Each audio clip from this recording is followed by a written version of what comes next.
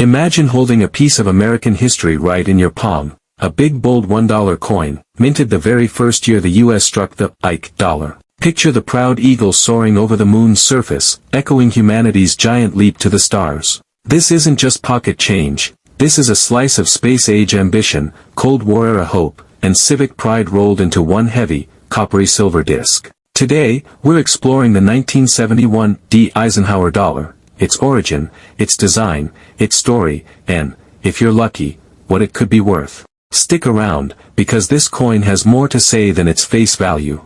1971 Eisenhower dollars occupy a unique place in U.S. numismatic history. The year 1971 marked the return of the United States dollar coin after a 36-year hiatus. The last circulating silver dollar had been struck in 1935, the final of the Peace Silver Dollar series. The birth of the Ike Dollar in 1971 was a response to changing times, rising silver prices, changing monetary needs, and a desire to honor a modern American hero, Dwight D. Eisenhower, President and World War II General. Our coin, the 1971 coin from the Denver Mint, was actually the first of the 1971 Eisenhower dollars to be struck. According to records, Denver produced 68,587,424 of those 1971 pieces, more than the Philadelphia Mint produced that year. Technically, the 1971 Eisenhower dollar is part of the clad coins, that is, coins made after the removal of silver from general circulation issues. Its composition reflects the changes in coinage materials that the U.S. Mint implemented in the 1960s. Specifically, the clad circulation strikes, like the 1971 consist of outer layers of 75% copper and 25% nickel bonded to a pure copper core, giving an overall composition of 91.67% copper and 8.33% nickel. The physical specifications are robust. The coin weighs about 22.68 grams, has a diameter of 38.1 millimeters, and features a reeded edge. Design-wise, the obverse bears a commanding portrait of Dwight D. Eisenhower in profile, a design by the Mint's chief engraver, Frank Gasparo. Below the portrait, if minted in Denver or San Francisco, you'll find the mint mark D or S respectively. No mint mark means it was minted in Philadelphia. For our coin, the D sits beneath the date, our first identifying feature. The obverse also carries the classic inscriptions,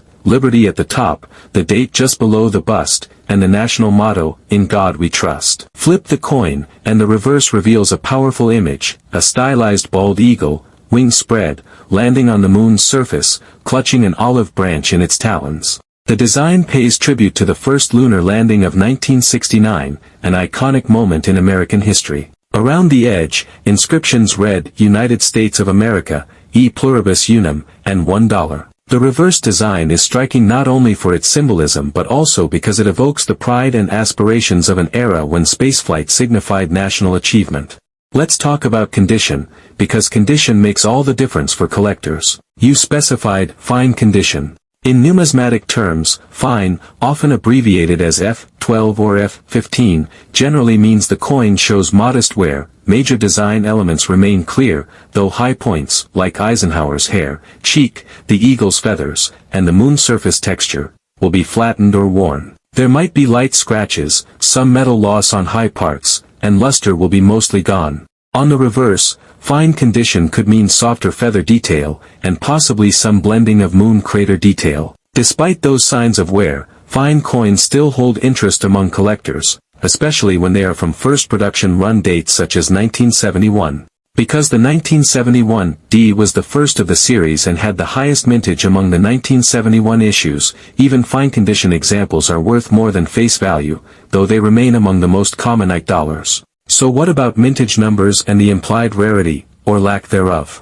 As mentioned, the Denver Mint produced 68,587,424 units in 1971. By contrast, the Philadelphia Mint, no mint mark, produced about 47,799,000. That's a combined total of over 116 million coins struck in the first year alone, a huge run. Because of that large production, even many circulated coins survive today.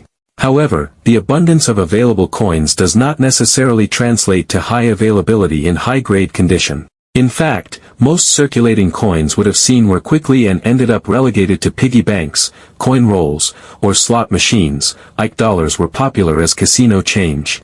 As a result, high-grade, well-preserved 1971 D dollars, especially with original luster, sharp strike, and minimal contact marks, are less common than one might expect from the raw mintage number. Now, let's talk about real-world value, what you might see if you tried to sell or trade this 1971 D coin. For typical circulated Ike dollars, including fine condition, many dealers price them at or just above face value. For example, some sources list the typical trade price for common circulated 1971 D Ikes at around $1 to $3. But, and this is important, the value increases significantly if the coin is in high uncirculated condition or has been professionally graded. Coins in, about uncirculated, AU, or low mint state, MS, condition might trade for around $3 to $10. Higher grade coins see steeper premiums. According to a recent market guide, a 1971 D Eisenhower dollar graded MS-65 might fetch around $15.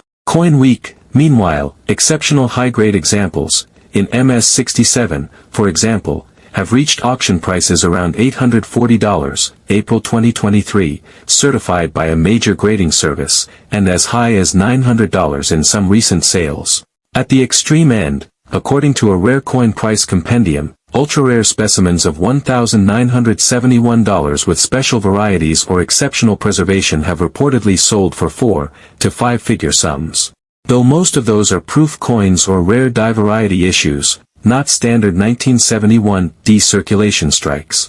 For our coin, 1971 D in fine condition, you should expect a value modestly above face, maybe a few dollars, perhaps $2 to $5, depending on eye appeal, wear, and overall aesthetic. Unless the coin has some unexpected attribute, like an error, unusual strike, or some form of toning or provenance, it is unlikely to command high collector premiums. That said, what might make a 1971 D stand out? There are a few factors that coin enthusiasts watch for: strike quality and sharpness. As many collectors and numismatic historians note, coins struck at Denver in 1971 often display sharper details and cleaner strikes compared to those produced in Philadelphia that year, likely due to differences in planchets and the Denver Mint's presswork. Luster and surfaces. A coin that retains original mint luster, even in circulated or fine condition, will draw interest. If toning is attractive, say a gentle golden or bluish patina, that might add aesthetic, though subjective, value for some collectors.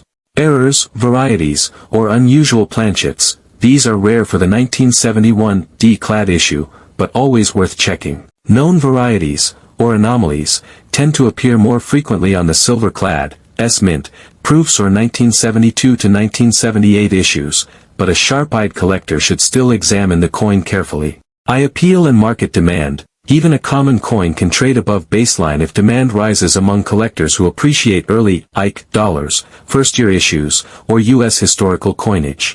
Let's also put this coin in context. Why do collectors care about the 1971 D Eisenhower dollar? First, it's the first year of issue for the Eisenhower dollar. That alone gives it a symbolic place in U.S. coinage history. For collectors who build date/mint mark sets, the 1971 D is a must-have. Second, the design bridges distinct themes, honoring a modern president and wartime general, Eisenhower, while celebrating America's achievement of landing on the moon, through the reverse eagle design. It's a coin that merges political, military, and space-age history in one package. Third, from a practical standpoint, the clad composition means the coin was built for circulation, heavy, durable, and made in large numbers. That meant they saw real usage, often in slot machines, banks, cash drawers, but many also never circulated heavily, leaving survivors in uncirculated or lightly worn state. Collectors often view these first-issue Eisenhower dollars as the cornerstone of a post-silver dollar modern U.S. coin collection. Compared to rare gold or silver issues, they are affordable entry points into the world of U.S. coin collecting, but still with enough history and potential for variety or condition-driven premiums to make them interesting. Now, you might wonder, is a fine condition coin too modest for collectors? Not necessarily. While coin collectors chasing high-grade gems may ignore circulated Ikes in favor of uncirculated or proof coins, there is still a market, often among younger or beginner collectors, or those interested in assembling type sets rather than high-grade competitive sets. For that demographic, a 1971 D in fine to very fine condition is perfectly acceptable, especially if you're building a complete set, by date and mint mark, without spending a fortune. If you personally own such a coin, what should you do next? First, examine it carefully under good lighting. Look for the D mint mark beneath the date. Check the overall wear patterns. Are the major design elements still bold and recognizable? How well defined is Eisenhower's hair and cheek? How crisp are the eagle's feathers and the moon surface texture on the reverse? Is the rim free of major dents or nicks? If you want to upgrade or preserve it, consider storing the coin in an archival flip, or, if you believe it to be near the upper end of fine, maybe borderline very fine or AU, you might consider getting it graded professionally. Even a modest grade can add to resale or exchange value for collectors. Finally, and this is important, treat the coin not just as a piece of metal or a potential sale, but as a small artifact of American history. In your collection, this 1971 D Eisenhower dollar connects post-World War II America, the space age era, and modern coinage practice. It reminds us that coins are more than currency. They're stories minted in metal, echoes of national identity, and artifacts of time. So whether you found it in pocket change, inherited it from a relative, or picked it up at a coin show, hold it up, look at it, and imagine the countless hands it passed through, cashiers, slot machine attendants, travelers. Or imagine it laying untouched in a change jar since the 1970s, waiting patiently for someone to rediscover it. Because that's the magic of coins like the 1971 D Eisenhower dollar, humble, often overlooked, but quietly carrying decades of American life, waiting to be appreciated again. If you enjoyed this deep dive into one small but meaningful coin, hit subscribe, because I've got more from the Numismatic series coming. We'll explore rare strikes, errors, silver versions, and more from US coinage history. Thanks for watching, and may your coin hunts be fruitful.